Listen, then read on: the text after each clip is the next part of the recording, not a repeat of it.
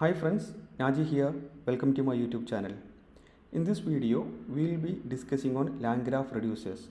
So understanding of reducers are very important. So which says that how each key in the state are updated from each node. So if there is no specific reducers are explicitly specified in the variable, then the new value will override with the old values. So we'll see with an example. So consider we have a node. Okay, so we can create some nodes. So let me create some nodes. Okay, I can have typed it here. So consider I have a class. Okay, so this is my state, and we can define the one state called the aggregator.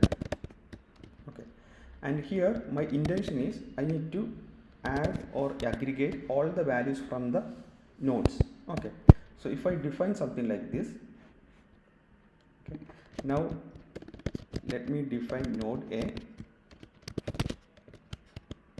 So this will be my state, and here I can return, I can update my aggregator with the value. I can say that I am from A because this is from node A. Now I can have a node B. Okay, here also I can define the state. I can return the aggregator like same way as we did with the node A, that is the aggregator. I can say that I am from B. Okay, now we have got two nodes, that is node 1 and node B. So my intention is I want to add all those aggregators, I mean all those result will be aggregated to this aggregator function. Okay, now I can build a builder, can have a state graph, it has to be passed. Okay, before that what I need to do, I need to do few imports. So let me import LangGraph graph. We can import state graph, and we can have a start and we can have an end, right? Once we have the builder, I can add a node. I can start this node. This is a node A, then builder node add node. This is node from node A. I am going to node B, then builder dot add node. Oh, sorry. So here this is not the edge. So here we are adding the node. So this is, I made it wrong. So let me make it edge. Okay. So let me make it edge. Here from node B I can end it. Okay, and here we can add the node, we can define the node. I can add node. Okay, I can say that node A is node A,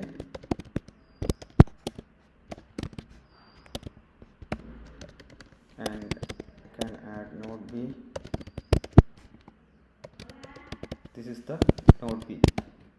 Okay, so we have our nodes are ready. Now let me compile it. Okay, now we can invoke it. I can invoke. Okay, so I can pass the aggregator. I can set it as empty. Now let me execute it. Okay, so when we execute it, we are getting only the one value, that is I am from B. Okay, because we have not specifically mentioned any reducers here. Okay, then whenever we return something from the nodes, that will override the old values. Okay, so to avoid this, what we can do, we can add the reducers.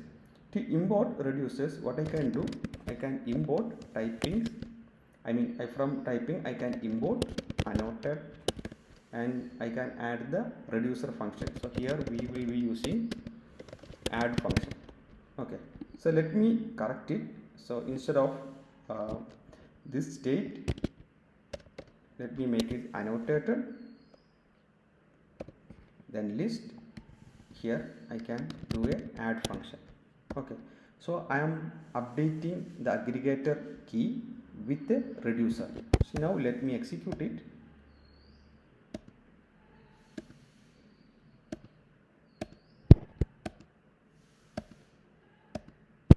Okay, so the execution is completed. Now we can see that the result are aggregating. So here I am getting I am from A and I am from B, right? So in this way we can easily use the aggregator or the reducer function with respect to our state keys to avoid override the result. I mean to avoid override the values. So that is all about in this video. So I believe the concept is clear. So this concept is very important. Like we can also there are by default they are providing like other reducers like message and all those things that we can discuss in our coming videos. So please do like and subscribe. Have a nice day. Bye bye.